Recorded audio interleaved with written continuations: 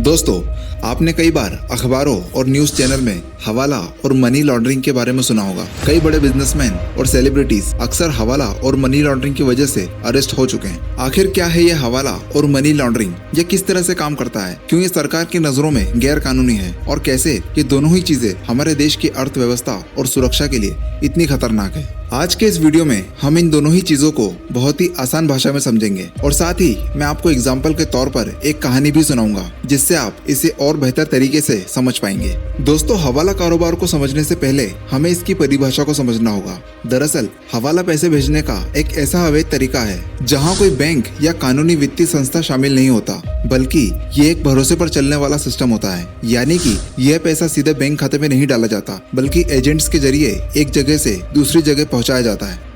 मान लीजिए आपको दुबई से अपने दोस्त को मुंबई पैसे भेजने हैं। ऐसे में अगर आप बैंक का इस्तेमाल करते हैं और आपकी रकम टैक्स के दायरे में आती है तो सरकार इन पैसों से टैक्स काट लेगी। लेकिन अगर आप हवाला का इस्तेमाल करते हैं और दुबई में किसी हवाला ऑपरेटर को पैसे देते हैं तो वो ऑपरेटर मुंबई में बैठे अपने किसी एजेंट को फोन करके आपके साथी का नाम, पता और एक पासवर्ड देगा। साथ ही वही पासवर्ड वो आपको भी बताएगा ताकि आप मुंबई में बैठे अपने साथी को वो पासवर्ड बता सकें। जब आपका साथी मुंबई में उस एजेंट से मिलेगा तो उसे वही पासवर्ड उसे बताना होगा। पासवर्ड मिलते ही एजेंट आपके साथी को पैसे दे देगा। इस प्रोसेस में ना कोई बैंक होगा और ना ही कोई टैक्स, और पैसा सीधे आपके साथी तक पहुंच जाएगा।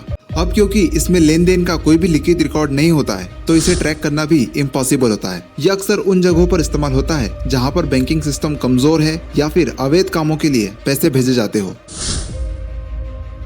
अब बात करते हैं मनी लॉन्ड्रिंग यानी कि पैसों की धुलाई की। इसका मतलब है अवैध तरीके से कमाए गए काले धन को वैध दिखाना। दोस्तों, कोई भी क्रिमिनल ये नहीं चाहेगा कि सरकार या एजेंसियां उसके गैर कानूनी पैसों को ट्रैक कर पाए, और इसी से बचने के लिए ये क्रिमिनल्स मनी लॉन्ड्रिंग का तरीका अपनाते हैं। मनी लॉन्ड्रिंग मेनली 3 स्टेप्स में कंप्लीट होती है: प्लेसमेंट, लेयरिंग और इंटीग्रेशन। आइए अब इन तीनों को एक एक करके समझते हैं।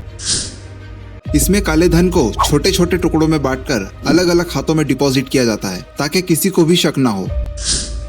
फिर आती है लेयरिंग। इसमें इन पैसों को कई खातों में डाला जाता है और किसी और देश में निकालकर फिर किसी और खाते में डाल दिया जाता है। ऐसा करके इन पैसों की असली पहचान छुपा दी जाती है।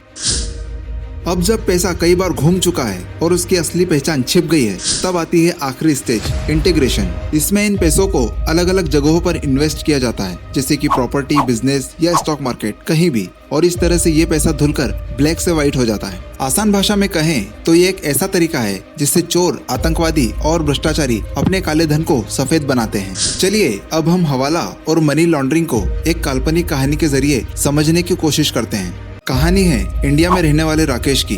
राकेश एक छोटी सी दुकान चलाता है, लेकिन वो चोरी छिपे कुछ अवैध काम भी करता है जिससे उसे ढेर सारा काला धन मिलता है। राकेश के पास 50 लाख रुपए नगद आ चुके हैं। अब अगर इतनी बड़ी रकम वो बैंक में जमा करेगा तो उसे इनकम टैक्स वालों को जवाब देना होगा। राकेश अपनी परेशानी अपने दोस्त को बताता है। तब उसका दोस्त उसे हवाला ऑपरेटर के बारे में जानकारी देता है जो बिना बैंक के पैसा कहीं भी भेज सकता है। राकेश ने 50 लाख रुपए उस हवाला ऑपरेटर को दिए और ये पैसा यूएसए अपने एक रिश्तेदार को देने के लिए कहा। ऑपरेटर ने राकेश को एक सीक्रेट कोड बताया और साथ ही यूएसए में बैठे अपने किसी एजेंट को फोन करके कहा कि इस कोड वाले व्यक्ति को 50 लाख रुपए दे दिए जाएं। तब राकेश का वो रिश्तेदार जो यूएसए में रहता है उस एजेंट के पास जाता है, उसे कोड बताता है और डॉलर में 50 लाख रुपए के बराबर रकम ले लेता है। यहाँ पर देखिए, पैसे फिजिकली भारत से बाहर नहीं गए, सिर्फ एक एजेंट और पासवर्ड के जरिए पैसों का ट्रांसफर हो गया। यही होता है हवाला कारोबार। और राकेश का पैसा इंडिया से यूएसए पहुंच गया, वो भी बिना किसी रिकॉर्ड के।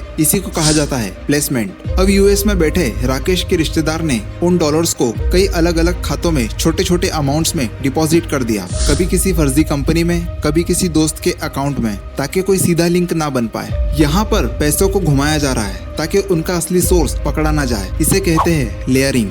कुछ समय बाद वही पैसा कई देशों से होता हुआ एक निवेश कंपनी के जरिए वापस भारत आता है। इस बार ये पैसा एक बड़ी प्रॉपर्टी खरीदने में इस्तेमाल होता है जो कि राकेश के नाम पर खरीदी गई है। अब ये पैसा साफ हो चुका है क्योंकि ये एक वैध प्रॉपर्टी के रूप में नजर आ रहा है। इसे ही कहते हैं इंटीग्रेशन। तो देखा आपने कैसे राकेश ने हवाला और मनी लॉन्ड्रिंग का इस्तेमाल करके अपने काले धन को सफेद बना लिया। ये दोनों चीजें बहुत खतरनाक है क्योंकि ये आतंकवाद और अपराध को बढ़ावा देती है, देश की अर्थव्यवस्था को नुकसान पहुंचाती है, वित्तीय सिस्टम पर लोगों का भरोसा कम करती है और क्योंकि इनका कोई रिकॉर्ड नहीं होता, इसलिए एजेंसियों के लिए इन गतिविधियों को पहचानना और उन्हें रोकना बहुत मुश्किल हो जाता है। हालांकि भारत सरकार और दुनिया भर की एजेंसियां इन पर नकेल कसने के लिए लगातार काम कर रही है। कई कड़े कानून बनाए जा रहे हैं, जैसे कि मनी लॉन्ड्रिंग रोकथाम अधिनियम और वित्तीय खुफिया इकाइयां किसी भी तरह के संदिग्ध लेन देन पर नजर रखती है। इसके अलावा FATF जैसी इंटरनेशनल संस्थाएं भी कई देशों को मनी लॉन्ड्रिंग और टेरर फंडिंग से लड़ने में मदद करती है। तो दोस्तों,